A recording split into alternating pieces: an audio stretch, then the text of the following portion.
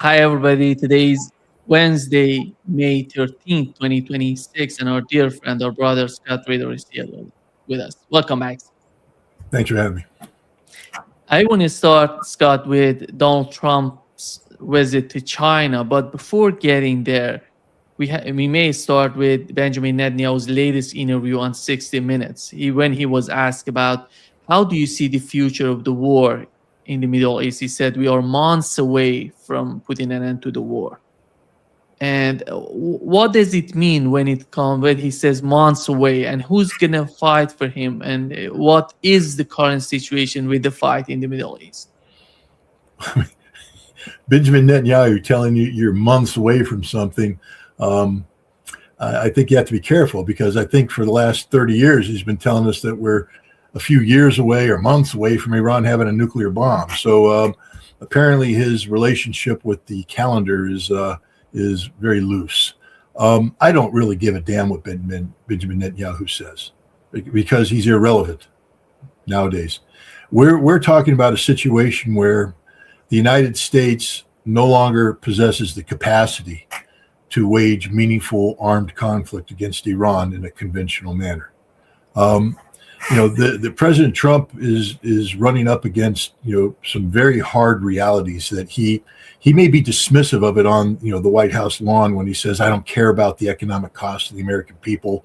It's about the Iranian nuclear bomb." Well, there is no Iranian nuclear bomb, but there is a huge economic cost to the American people, which will manifest itself politically to the detriment of the president. And Benjamin Netanyahu needs to understand, as most Israelis do, that the moment you screw around with the American economy and you're on the wrong side of that equation, as in you're the one responsible for the downward slide and you're not affiliated with the upward recovery, you're the problem, not the solution. And right now, Israel is very much the problem, very much the problem. Israel can do nothing without the United States. And right now, we're looking at Israel's support in the United States plummeting. 60% of the American population apparently is not inclined to be favorably supportive of Israel. Benjamin Netanyahu just slightly 59%.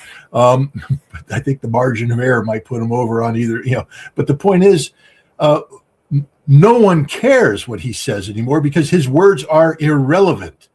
I mean, yes, Israel is a troublemaker. Yes, Israel will cause trouble.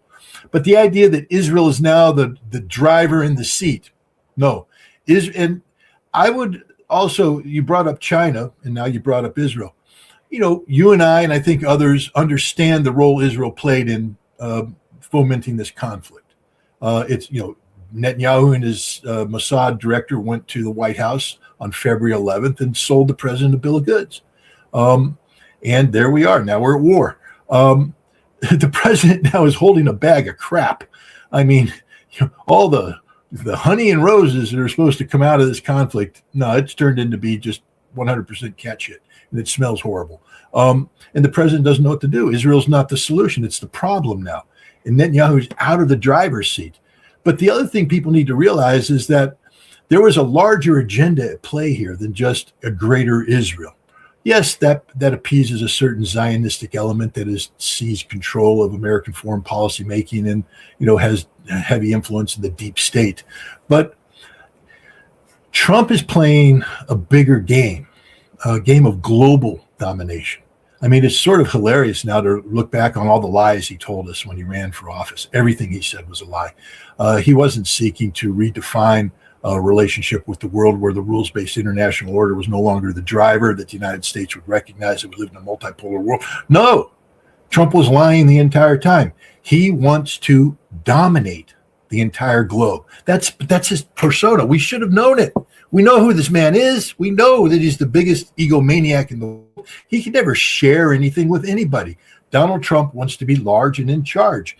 And what we're seeing with China is, the decapitation of Maduro in Venezuela was supposed to combine with the decapitation of Khamenei in Iran to create a situation where these two nations that were providing oil to China, one of the world's largest economies and a major competitor of the United States, by controlling the flow of energy to China, we were seeking to retard Chinese economic potential and create opportunities for us to, fill the void in the Pacific, especially. That's what this conflict was about. It was never about Iran's nuclear program at all. That was just the excuse that the president used to sell the war to the American public. And that excuse is wearing very thin right now because, at the end of the day, even though we don't demand evidence leading up to a war, once the war impacts our bottom line, we want evidence. And it appears that there is no evidence that Iran posed a threat. The president has a policy problem, a narrative problem. But he also has a larger geopolitical problem because the world that he was trying to create has come collapsing in on him. The effort to control the flow of energy to China has failed.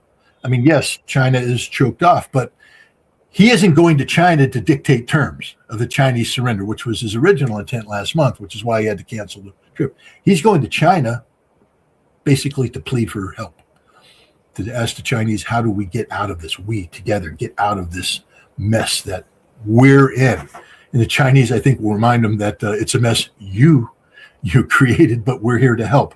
And they'll try and find some way out. But, this isn't about Benjamin Netanyahu in the driver's seat. This is about Donald Trump's failed global vision, Scott Bessent's failed global vision.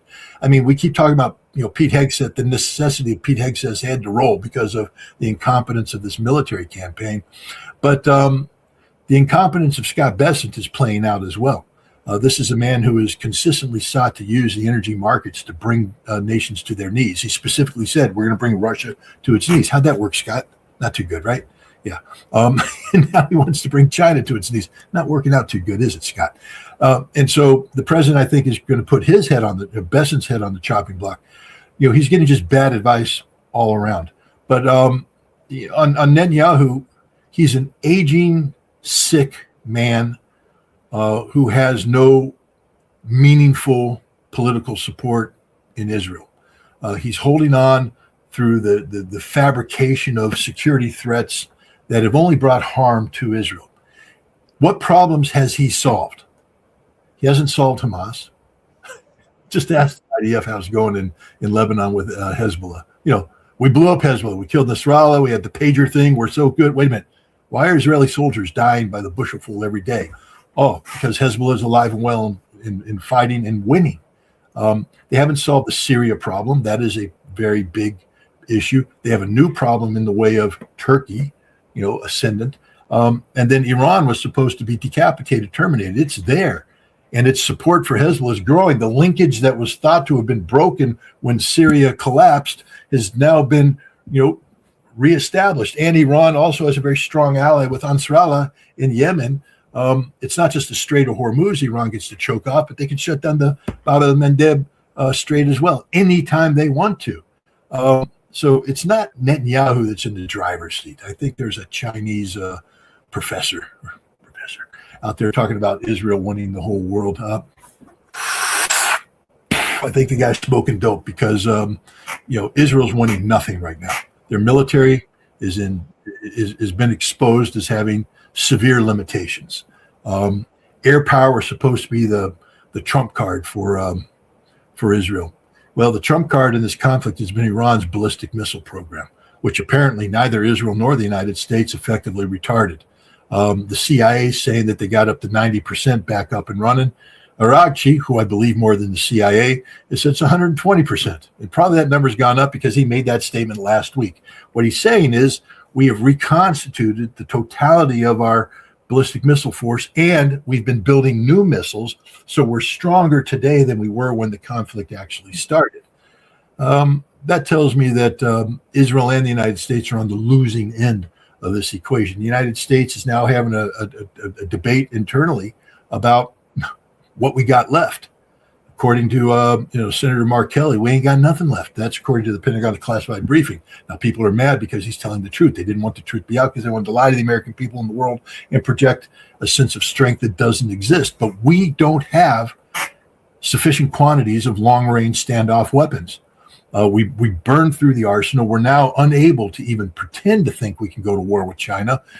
A war with Russia is out of the question, and we can't even sustain a meaningful campaign against Iran. If we start it up, we will run out of missiles. In Iran, like I said, 120%. We already proved we can't retard their capacity. They will be able to fire missiles all day long, all week long, all month long until every target they aim at is destroyed. we're out of missile interceptors. Our production isn't going to catch up for years, let alone the time to make it meaningful here. So, again, I think Israel is finished as the prime driver of what's going on in the Middle East. The prime driver today is Iran. They control the narrative. They control everything, and they're the ones we should be listening to. 60 Minutes should be calling it Aragchi. That's the voice they need to listen to. Netanyahu, I spit on him. Scott, when it comes to Lebanon, you've just mentioned, and I'm sure that you watched those two videos showing the FPV drones hitting, Iron Dome batteries.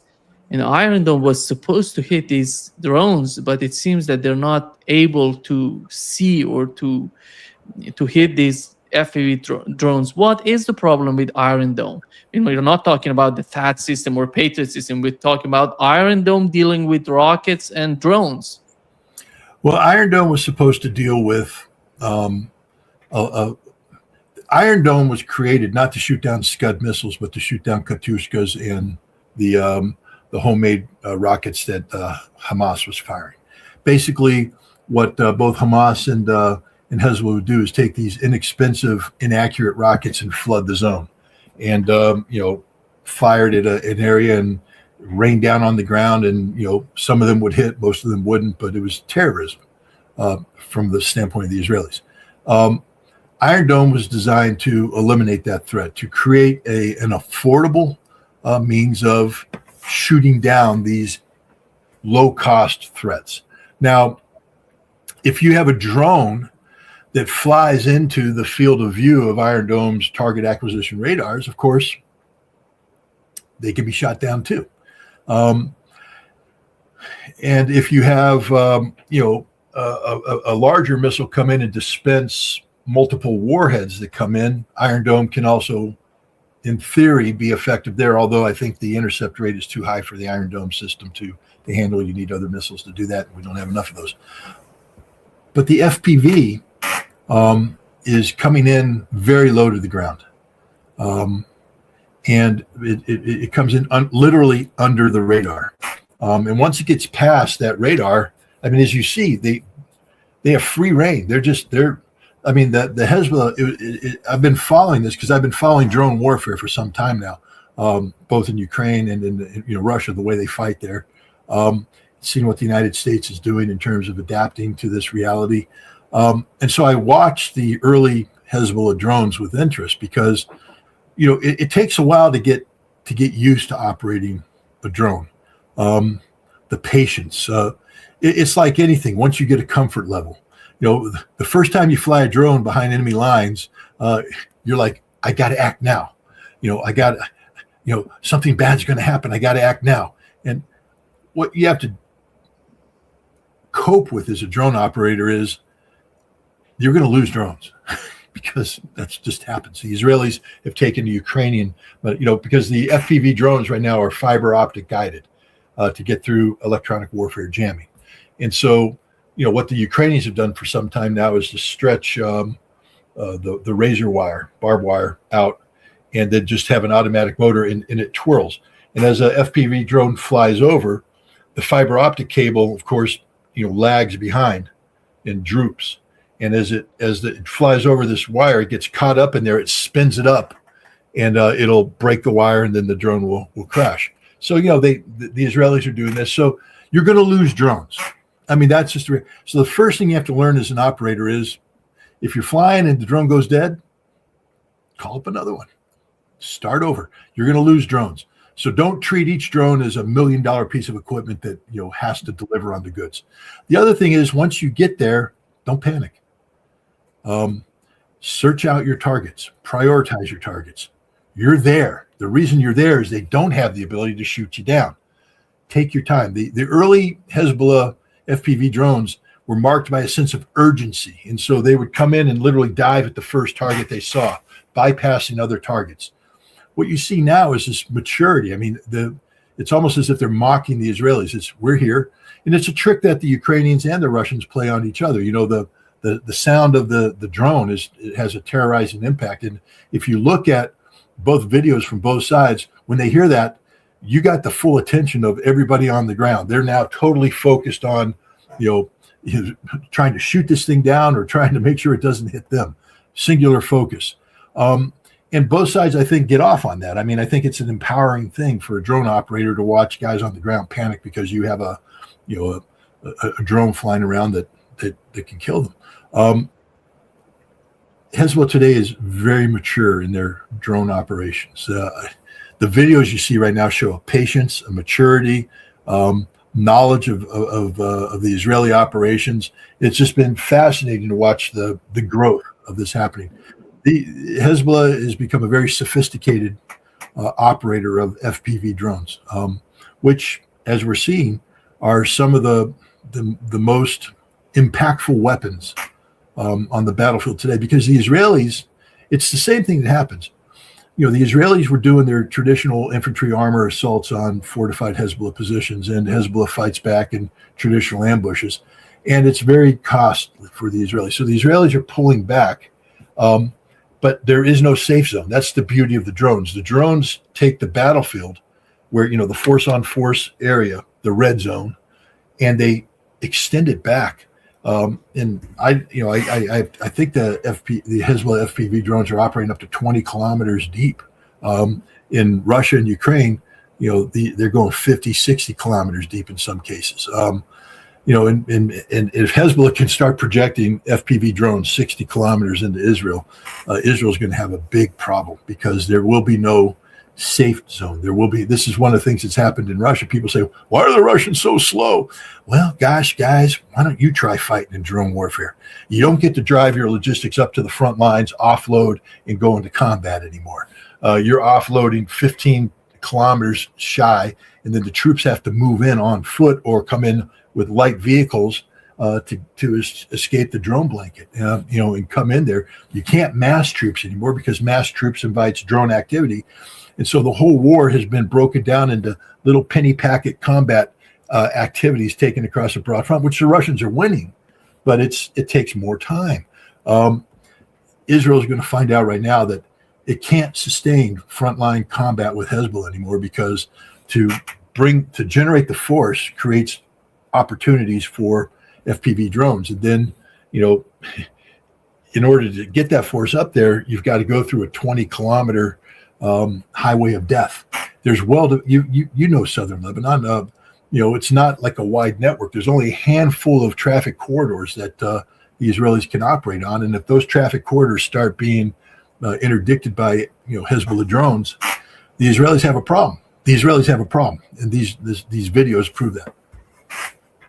Scott, before coming to this live, before starting this live, I was watching one of these Iranian commanders talking to Friday prayers in Iran. He said the question on the part of Iranians is not if the United States is going to attack or not. The question is, what would be the sort of attack? The attack is going to be assassination again, or they're going to attack with some sort of invasion, or they're going to start attacking infrastructures in Iran. And this is the calculation on the part of Iranians. And when it comes to Netanyahu, I'm sure, because he said that in 60 Minutes in this interview, he said that he wants the continuation of the war. But what is your understanding and the reality of the continuation of the war? Because Donald Trump is going to get back on Friday. He's going to be in China. He's going to get back on Friday. If he wants to start the war, it's going to be on Saturday, Sunday, which is, the market is closed and he can start the war. And what do you make of it? Let's preface this by pointing out that before Donald Trump went to China, somebody else went to China. I think his name was Arakchi, and I think he's the foreign minister of Iran. He also went to Russia and met with Vladimir Putin. And, one of the messages that apparently Arakchi gave to Putin, who then gave it to Trump in a 90-minute phone call, was the consequences of renewal of major kinetic activity against Iran. I don't know the details of it, and it hasn't been spelled out, but my understanding, reading the tea leaves, and you can correct me if you're wrong. If I'm about to say anything that you're like, no, Scott, that's not what's happening, please, because I'm reading tea leaves, and that's never the best way to do it. I'd like to hear it straight up. But the Iranians, I believe, have put the Gulf Arab states on notice: Kuwait, Bahrain, Qatar, United Arab Emirates, and Saudi Arabia, that their major energy producing infrastructure will be eradicated on day one if the United States begins that. So right off the bat, Iran has said we're eliminating energy production capability in the Gulf Arab states if the United States strikes our energy targets. So there's that. Now we have an additional thing. I think the Iranians are also saying we can cut the internet for the Gulf Arab states. We can cut these cables anytime we want to. And they've deployed submarines to that effect, the small Gwadar class submarines. So there's that. Iran can hit desalination plants, eliminate the water production capacity of the Gulf Arab states as we're getting into the hot months with no rainfall. There's that. I think Aragchi told this to the Chinese as well. And I think Donald Trump's going to be put on notice that that's just not an option. If you do this, the economic consequences you're going to pay are going to be outrageous, and we'll be paying them too. So let's not do that. And the other problem is sustainability. Okay, so we start a fight with the Iranians. Let's say that we shipped enough long-range standoff weapons where we can, resume our previous pace of operations. That went for 37 days. I think the best guess right now is that we'll run out of ammunition in less than a week. So we got a week's worth of bombing. So we're going to accomplish in a week what we couldn't accomplish in 37 days. People say the targeting's better. Well, the best targeting was the targeting we used on day one of the attack. And we ended up killing 165 schoolgirls. So there is no military solution. The other thing is we're just out of interceptor missiles. I mean, we've stripped everything bare. We've brought it in. The Iranians will flood the zone. We'll deplete our stocks. The Gulf Arab states will deplete their stocks. And then we'll just be sitting ducks for an Iranian ballistic missile force that has gotten stronger, not weaker over time. And I think this will be told to Donald Trump. So those who say that, there could be a resumption of military action on Saturday, if I were betting, I'd say, no, that doesn't mean that it's not going to happen. Of course, we're dealing with a madman in the president, literally an insane individual. I get a lot of pushback on that. People don't realize that I've actually been studying this issue for some time now. In 2019, I attended a conference that was televised on C-SPAN of psychiatrists and psychologists, board certified, head by Bandy Lee, a doctor from Harvard Medical, Harvard Medical.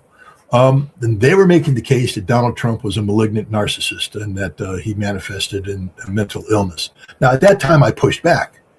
And I said, first of all, the Goldwater rule says you can't make a long-distance diagnosis, so what the hell are you doing? And, Donald Trump isn't that. Donald Trump's just a guy with an ego. He's a narcissist like almost every politician is, but to say malignant narcissism, Well, Bandy Lee and her colleagues have been vindicated. 100%. This man is mentally ill. The proof is in the pudding. It's there for everybody to see. He's not a president. He's a cult of personality.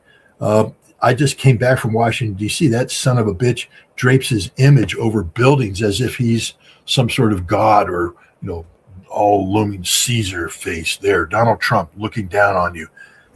That's not what this country's supposed to be about.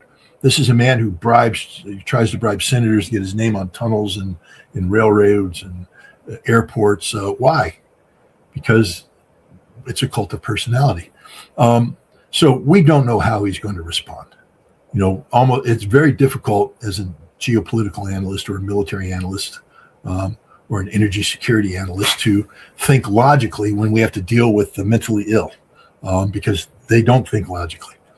But in case he has a moment of coherence in China, I think he's going to be told that there is no military solution, that you can't win what you're about to start. In fact, it'll only get worse for you.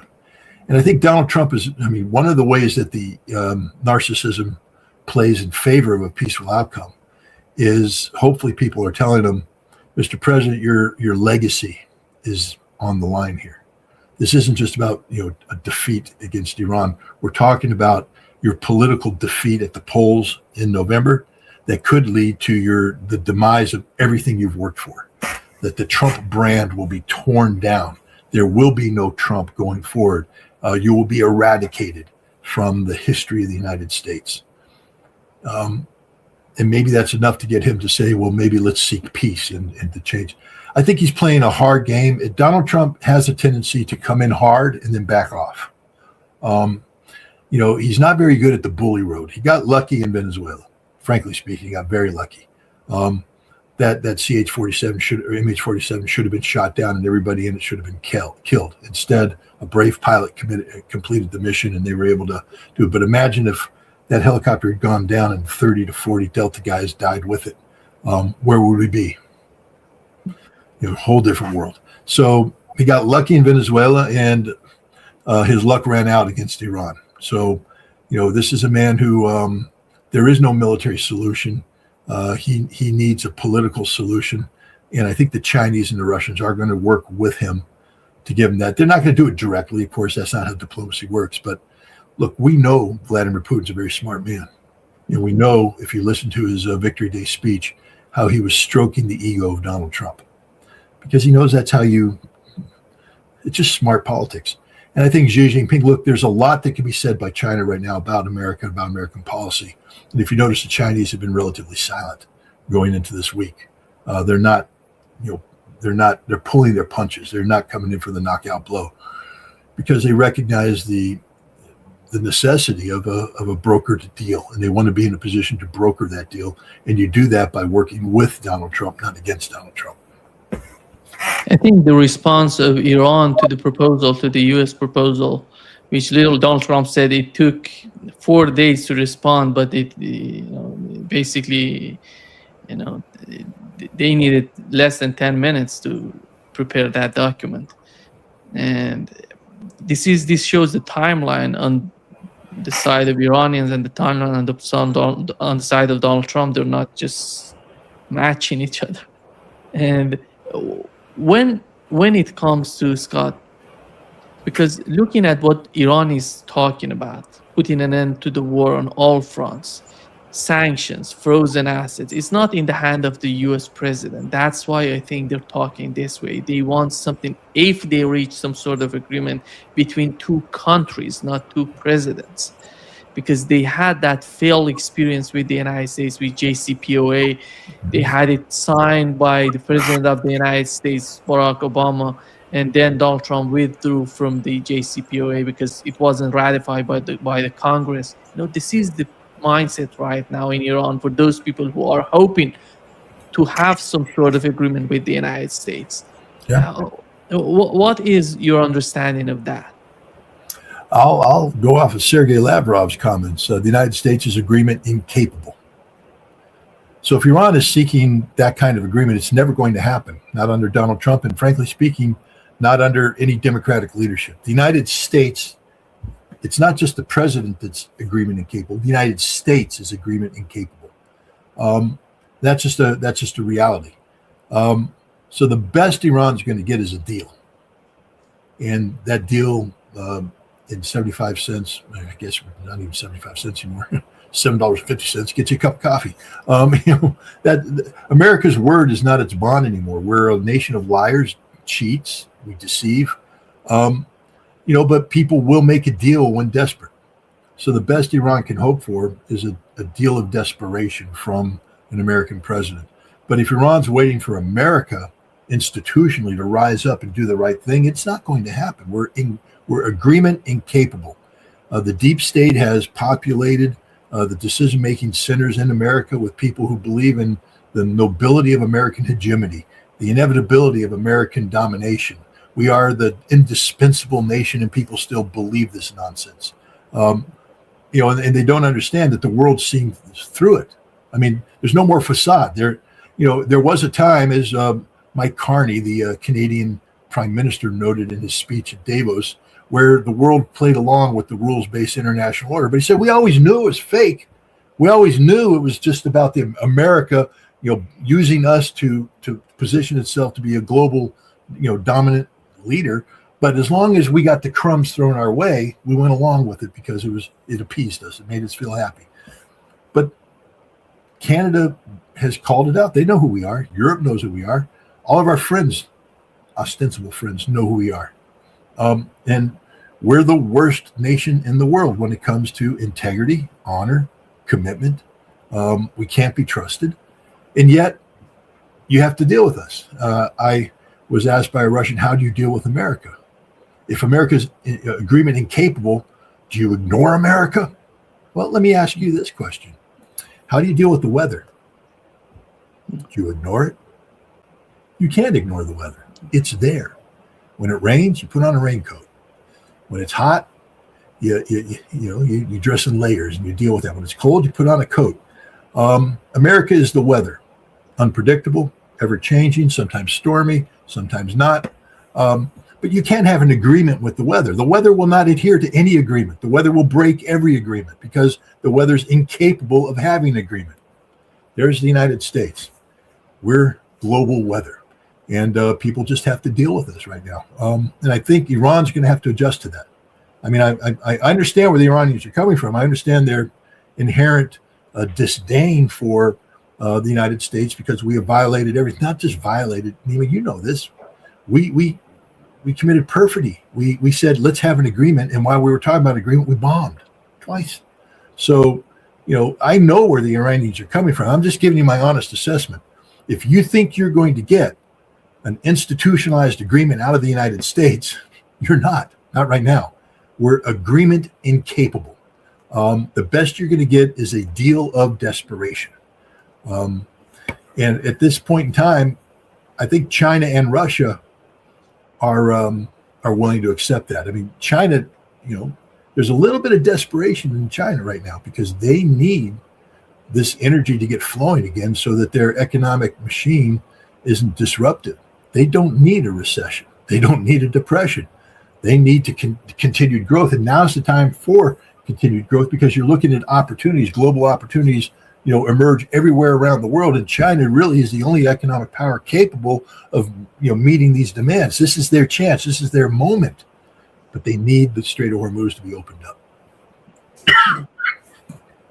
Scott, how do you see the future of GCC countries? The way that, because they have two ways, to understand the reality, the new reality of this, the Middle East, the Strait of Hormuz, the Persian Gulf, or you get closer to Israel, the position of Israel. What is your understanding of GCC countries and the way they're behaving? We see some sort of fracture, some sort of difference happening. UAE together with Kuwait and Bahrain on one side and Saudi Arabia, Qatar and Oman maybe on the other side. And is that the same way in your assessment? Yeah, with UAE being the worst of the worst. I mean, they actually allowed Israeli troops on their soil with Iron Dome during the last conflict. So they become an extension of Israel into the Persian Gulf. So the UAE is Israel. And, I don't know, Kuwait, they can sit there and posture what they want. Kuwait's literally got zero negotiating position. They don't have a military at all. They're not generating any income. Last month they shipped zero. Qatar is bad. I mean, their LNG is shut down, been damaged. It's going to take a long time to get up and running. And so they need peace, but they have Al Udeid Air Base. They have to deal with that reality. Bahrain, poor little tiny Bahrain. They've not just have a unpopular, tyrant as their leader, a Sunni, but they have a Shia majority that could very well rise up, and nobody wants that in the Gulf Arab countries. Saudi Arabia, we now, interesting, statements or article by Prince Turki, the former head of intelligence, talking about the role of Israel and pushback by Saudi Arabia. There is no unity amongst the GCC countries. I think the GCC as an institution is finished. You're already seeing, there's always been long animosity between Saudi Arabia and the United Arab Emirates that's manifested itself in, geopolitical contests on the African continent. The United Arab Emirates has been exposed as a nation that is hypocritical as the day is long. The genocide that they supported in Sudan and elsewhere, is only matched by the genocide that their new ally Israel commits against fellow Arabs, the Palestinians. So the future of the GCC, I think, is very stark.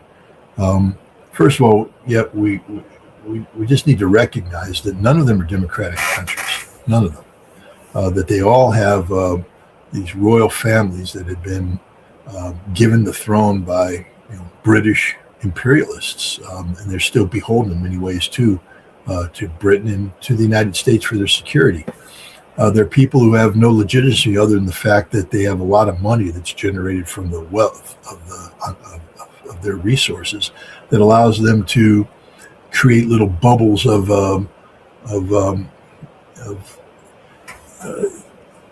wealth that foreign investors, expatriates, and locals find attractive, but they're not good people. At the end of the day, many of them aren't. I'm not saying all of them are bad, but I'm saying that none of them live in the world of reality. None of them know what hard work is. None of them know what it means to, you have to be responsible with your budget. These are people on a whim that can fly to London in a 747, stay in the best hotels, and go shopping and come back and not even blink about it.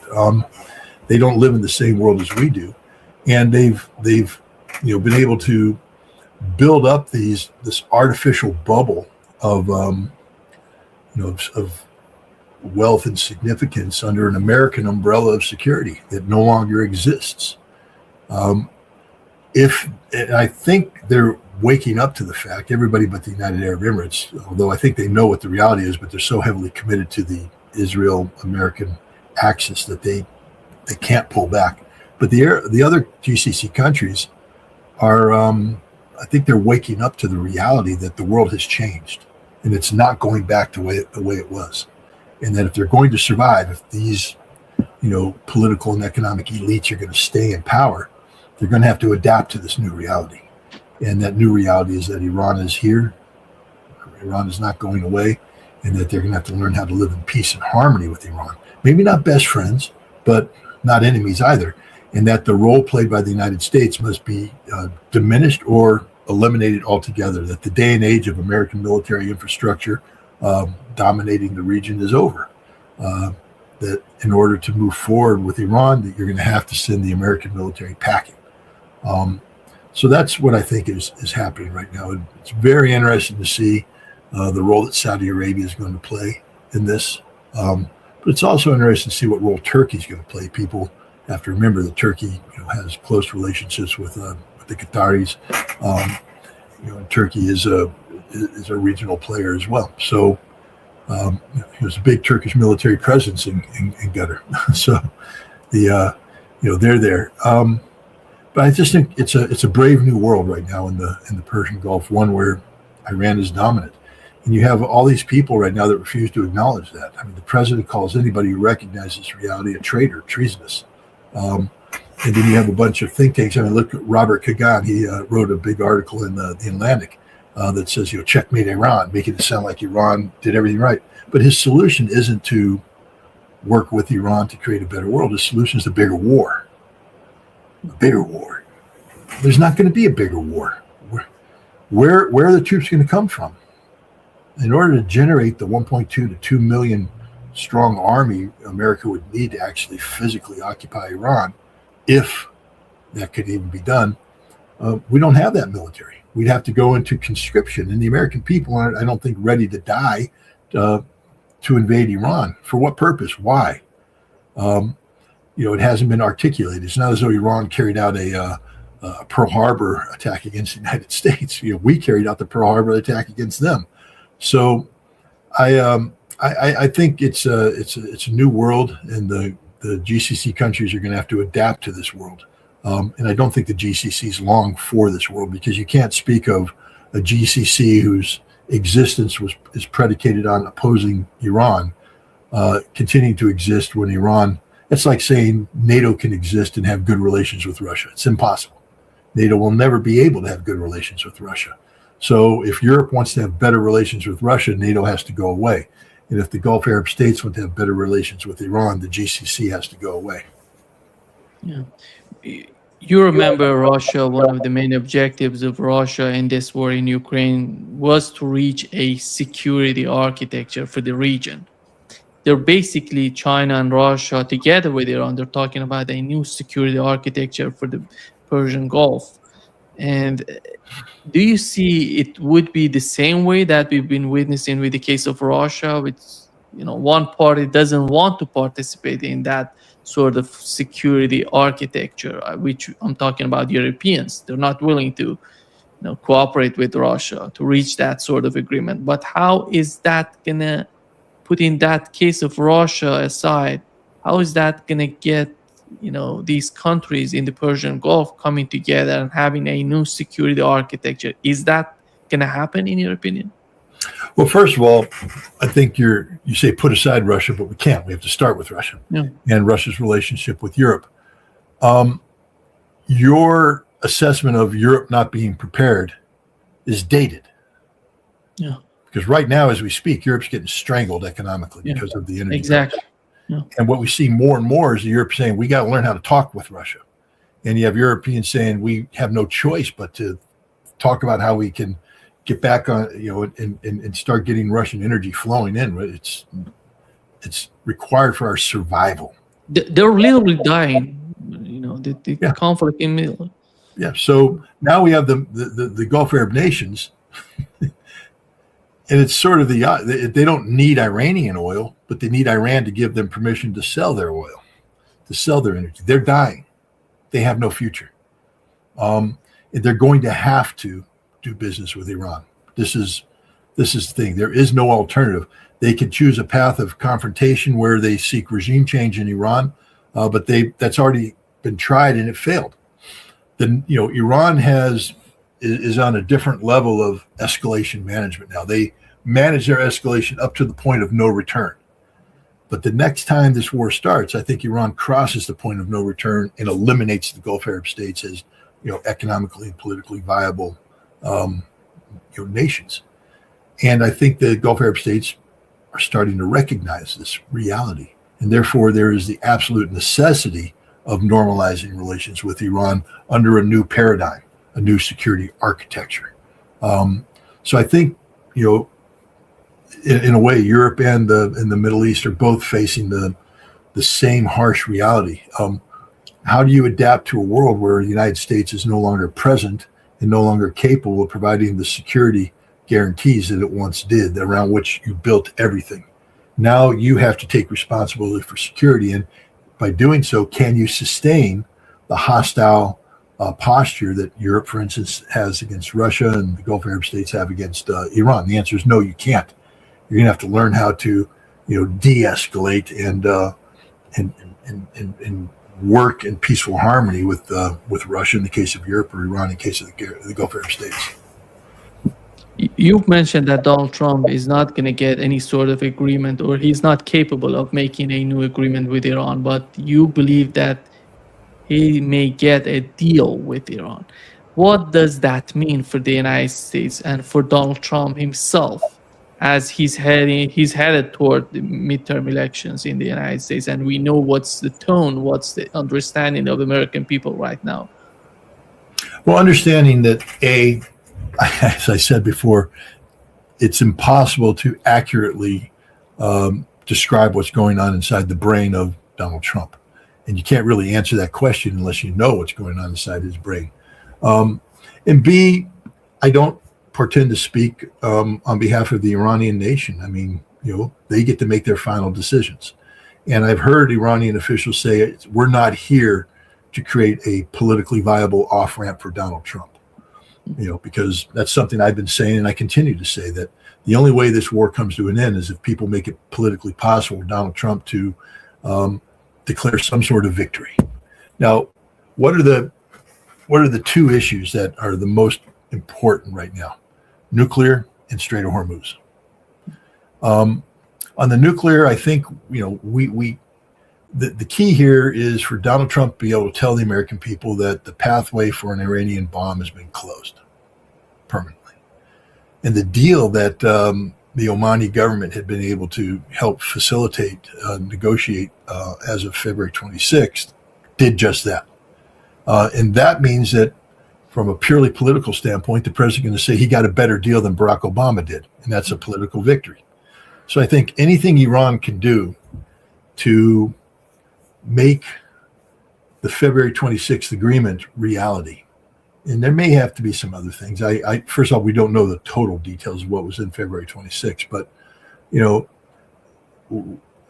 I do think that, Iran shipping the 60% enriched uranium out of Iran to a non-U.S. party, let's call it Russia, is the path forward. The Iranians right now seem to be reticent, not supporting that, but that's because they don't want to be seen as caving into the threats of the United States.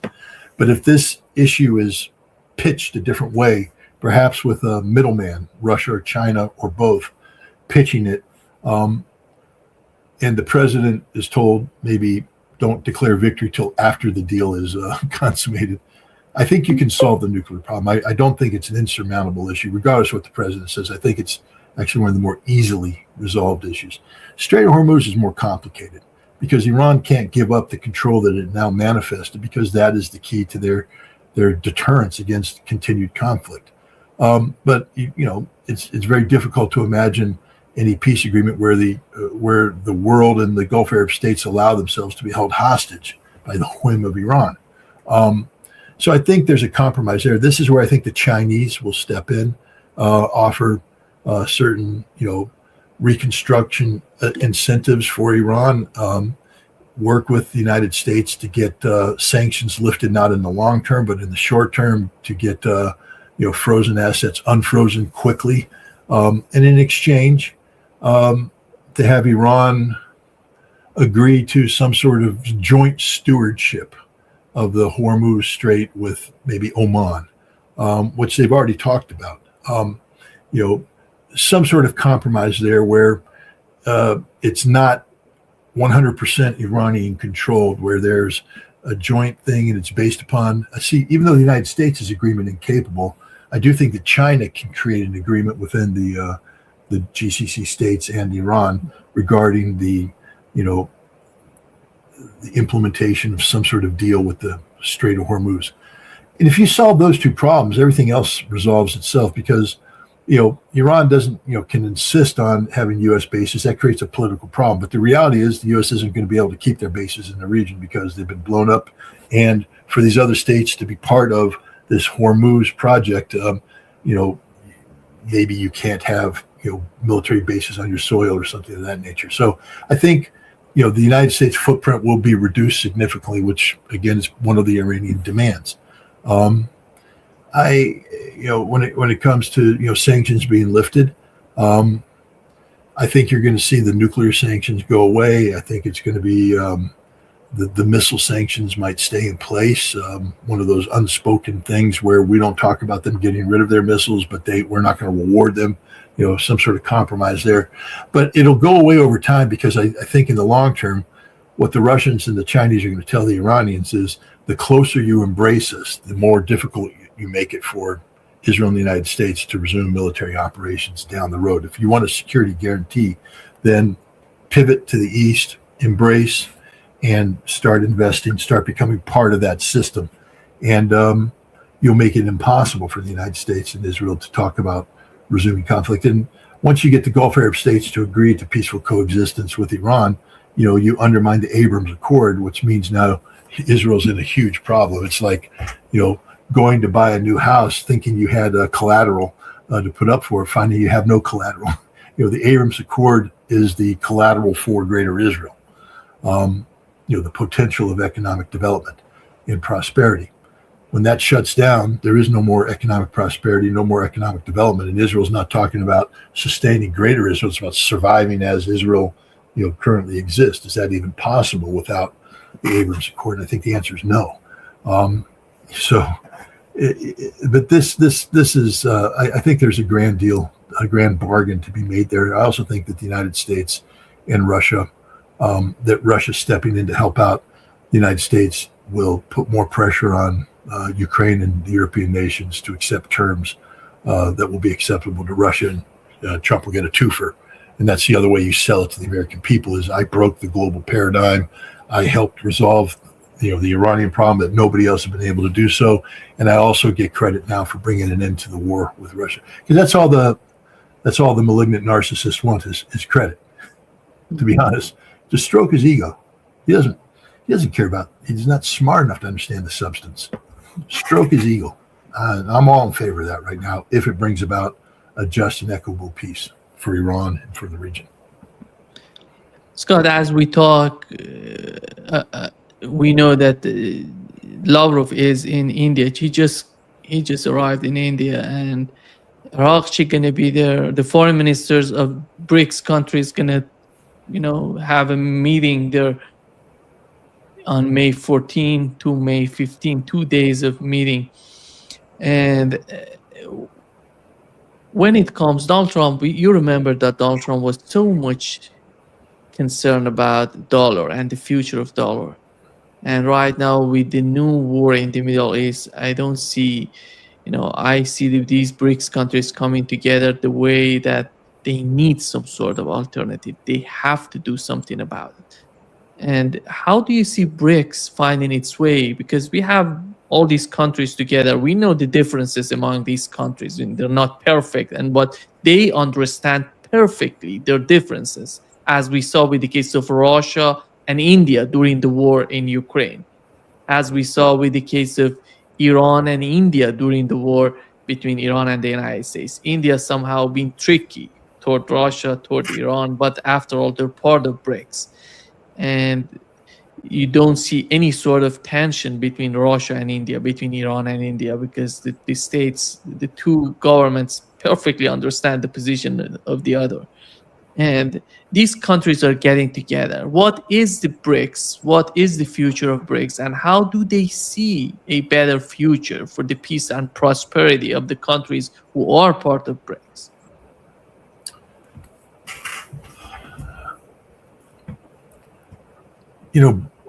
BRICS has great potential. There's no doubt about that. But Donald Trump is openly hostile against BRICS, and the United States still retains the ability to move the global economic and geopolitical needle. And so Venezuela was to take Venezuela off the board. Venezuela was courting BRICS membership. That's been eliminated. It's a message to Brazil about the dominance of the United States. And then this whole, the idea to, get rid of Iran and a BRICS member and replace it with a government friendly to the United States, to isolate Russia, to break up Russia and China, and to keep India more on the side of the West than on the side of the East. Trump has been working really hard overtime to kill BRICS. And I have to say, before the Iran war, he was doing a pretty good job. He was making it complicated for BRICS to grow and mature the way that many of the world leaders who were part of BRICS had envisioned. But today, BRICS is an extremely viable thing. A key to it, of course, is the continued survival of Iran. And I think that what you're seeing in these meetings is the BRICS nations coming together to view Iran as a pathway towards their collective relevance. Whether or not they're going to be able to resolve the dollar issue, I'm not a smart enough economist to answer that question. I just will point out some basic things that I focus on. And again, Michael Hudson out there and all the smart people out there might say, well, Scott, you're not focused on the right thing. I accept that. My resume does not say world-renowned economist. But I am a world-renowned guy who owns dollars. What I know about the dollar is that when we linked it to the petrodollar, we pump more dollars out there than anybody else in the world. In fact, our entire system, the way the global economy works, is premised on the petrodollar. Now, people keep saying they want to replace the petrodollar with cause. With cause. With what? What nation's out there willing to sacrifice all of the rational, economic stability that they've imparted through structures and discipline, and say, "Oh, screw it, we're just going to start printing yuan or rupees or rubles. Just print them," because that's how you have a petrodollar. You just print dollars. The Chinese aren't ready for that. No one's ready for that. There is no currency in the world that can do that. Now, you can have localized relations where you trade currencies, and we see that right now. Iran is doing that with yuan and all that. But there's a limit. There's a cap, because there's only a finite amount of those currencies available, and those nations aren't in the business of just hitting printing presses anymore, or they never have been. So I think one of the things that Russia and China are looking for is to bring stability back into the global economic system, which means that the dollar will be retained for the moment as the global reserve currency. Now, other nations can offset that with baskets of currencies and things of that nature, but I don't think anybody is ready to have an absolute replacement for the dollar. And until you're ready to replace the dollar, you have to learn to deal with the dollar. And this is, again, why I think the meetings with Xi, and the interesting thing now is there's actually talk about a meeting between Putin and Trump before the year's over. That there's whispers of this kind of thing happening. I think we're seeing the United States, because of the loss in Iran, having to readjust its global ambitions. First of all, we need the petrodollar to survive. Our economy is absolutely, we can't survive without it. It would lead to total collapse of the dollar. And nobody in the world wants that. As much as people hate the United States, you need to understand we are the largest economy in the world. I mean, the world will not function without our economy. All right, that doesn't mean that we're the driver. China. Which the regime of sanctions is destroying that, as we talk. Of course it is. The sanctions is horrible. It's stupid. It's suicidal. It's dumb. It's crazy. I agree. I'm not defending the regime of sanctions. I'm saying that the world isn't seeking to destroy the American economy. Trump presidency is seeking to destroy the American economy through tariffs and sanctions. I think you're going to see a normalization of that because of this, because we need stability right now. We're not the Trump can't back up the arrogant posture that the national security strategy was putting forward, and Scott Bessent has been trying to project economically. We can't do that. We're going to have to learn to get along with nations. Again, we're agreement incapable because I would never trust the United States at this point in time. Don't ever let your guard down. But the point is, reality dictates solutions. And the current reality is that the American vision of continued hegemony is dashed. We don't have the military ability to sustain that, the economic prowess to sustain that. And we no longer have the ability to leverage threats of American physical violence or economic violence into achieving outcomes that we dictate. We're going to have to work with the world. As imperfect as it is to work with America, that's just the reality. This Chinese trip, all eyes should be on it, because this is the first test of whether or not Donald Trump is capable of adjusting to new realities. I mean, if he comes out of China and has achieved nothing, that's a signal that the United States is incapable of not just reaching an agreement, but even conceiving an agreement. That conceptually Trump is unable to adjust his narcissistic worldview to reality. So it'll be interesting to see. But the meeting in India right now, I think is, again, remember, as much as America's trying to adjust to these realities, the world's adjusting to this new reality too. It's a brave new world out there. This time, 3 months ago, no one was talking about, America, being powerless. I mean, everybody's talking about Taiwan, they were saying, well, American carrier battle group, the American think they're going to do this, that, and the other thing. But there was always a little question in people's mind. Could America pull it off? I mean, big military. Today, there's just no debate. We don't have the capacity to pull it off. Europe is no longer talking about, American air power being dominant. We recognize that there are limitations to American air power, especially when we expend all of our long-range standoff munitions.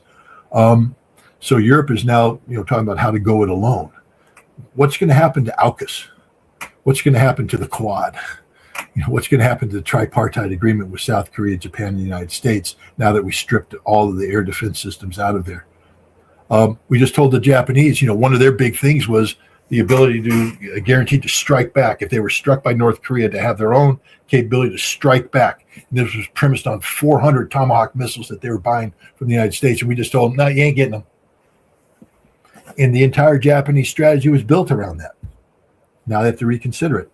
The world has to adjust. America's ostensible friends and allies have to adjust, but the people in opposition to the United States have to adjust. And I think that's what's going on in India right now, is the great adjustment. But, you seem more optimistic about India than I am. I am not optimistic about India because I don't think India hasn't made a strategic decision yet. Remember, India was in Israel making kamikaze with the Israelis right before this war started. That doesn't sit well.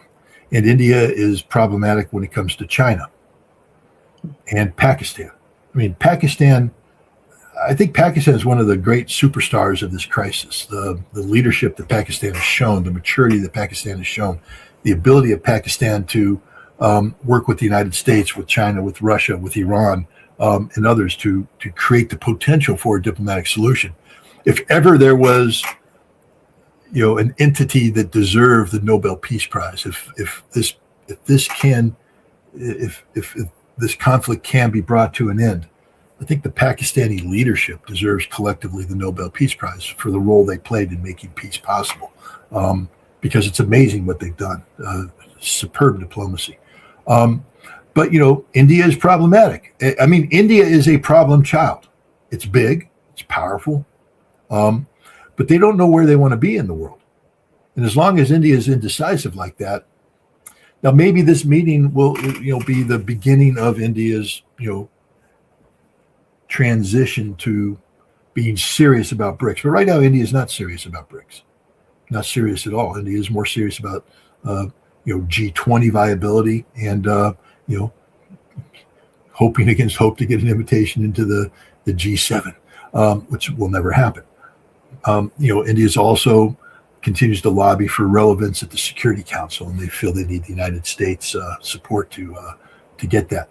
So India is putting far too much weight on a relationship with the United States that's no longer globally relevant. The bottom line is India's future must be with repairing relations with China and turning BRICS into a formidable, viable international economic forum. Yeah. Thank you so much, Scott, for being with us today. Just let me bring up here is, if you want to follow Scott, you can go on scottritter.com. Chapter 5. It took me forever to publish Chapter 5, but I got it out there.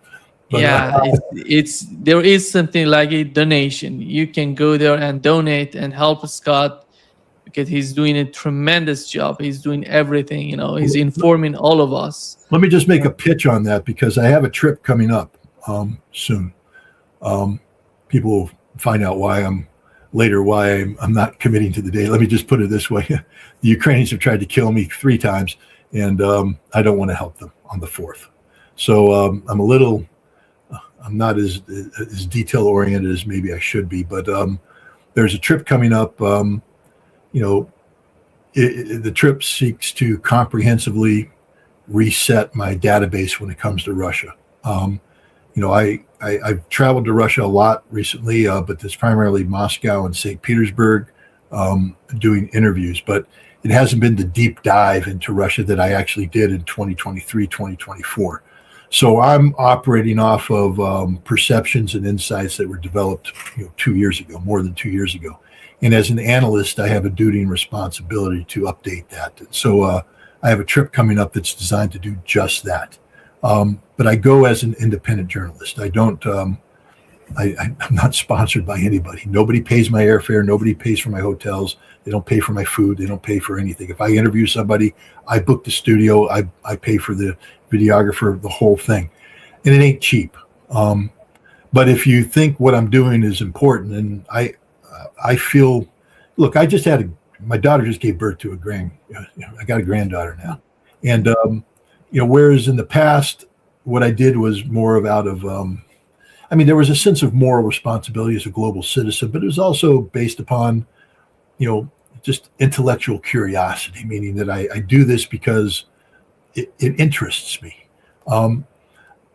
My moral compass has been reset, meaning that this is no longer just intellectual curiosity. The work I'm doing to try and promote peace and everything is now a personal crusade, not on my behalf. I'm old. But on my granddaughter. I got a couple years of viability left as long as these knees work and this brain works and the heart keeps ticking. I'm not going to go gently into that good night. I'm going to rage against a dying light. That's sort of a takeoff of Dylan Thomas's poem. But the responsibility is on all of us now to work to make the world a better place. And I spent a lot of time over the course of the past several years buying into the notion of generational gaps. I'm a boomer, and people make fun of us boomers. Okay, and there's Zoomers, and then there's the Gen X and Gen Z, and all this other stuff. And with the birth of my granddaughter, I've come to the conclusion that it's just all total bullshit. That there is no generational gaps. We are a collective of humans, and if we don't work together collectively, we'll die collectively. That's the fate of all of us if we don't learn how to figure this thing out. And so the idea that boomers need to step aside, I'm sorry, I ain't going to step aside. I'll follow if somebody wants to take the lead, but if you're not going to take the lead, the old Marine in me says, then take charge and move forward. And right now, there's very few people doing what we're doing. We have to lead by example. And so I will continue to keep doing this work to lead by example and hopefully get people to say, hey, let's help them. And then they can take over. When my knees give out, I can pass the baton off to them. But I'm not going to sit on the sidelines. I'm not going to sit back and take it easy. Even my wife is on my side now. I mean, the birth of this granddaughter, because she was one of these, you've done enough, you've caused enough trouble in your life. Maybe you want to sit back and we're just going to take the easy path into retirement. And now she understands the absolute urgency of what we're doing, what I'm doing, what you're doing, what everybody's doing. So that's a long way of saying, if you support this and you think the work that I'm doing it contributes, you can go to scottritter.com. Takes you to my Substack page.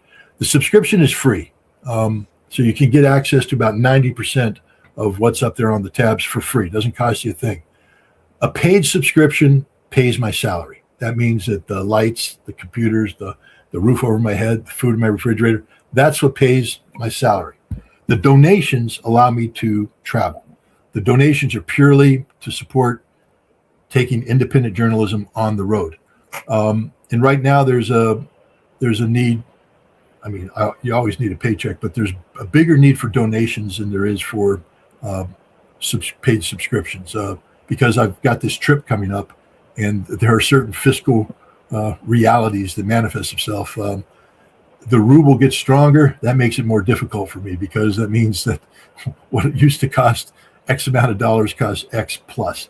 The price of aviation fuel has made plane tickets 1/3 as expensive. Everything gets more expensive. And so I'm going to take the trip. The things are going to happen, but any donations you provide are what I call trip enhancers, meaning the more resources you had, the more opportunities you have when you go on this trip. So if people wish to support, please go to the donate button, click it and do it. But also support NEMA, support everybody, but support NEMA. I don't know what you do to raise, to get support, subscriptions, clicks, whatever, but whatever NEMA does, do it. If you think this discussion was valuable, this guy's a rising superstar, or he's already entered. So when we first talked, you just started this, right?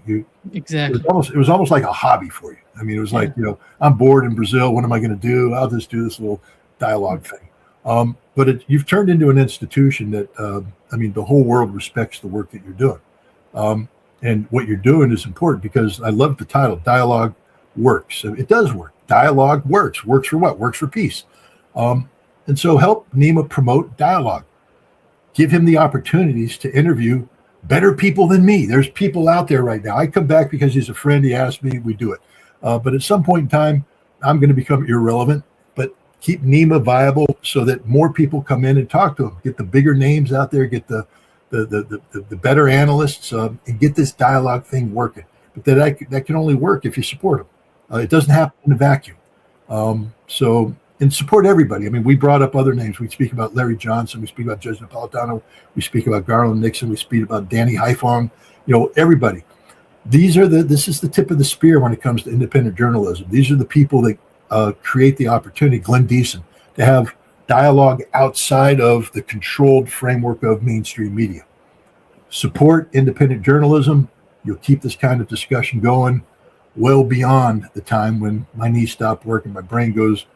I mean, one of these days I'll be drooling into a cup. So, it'll be what it'll be. But if we create institutions that survive the personalities, we're good. In the institution of independent journalism, non-corporate sponsored, non-government controlled, is an institution that needs to be sustained over time.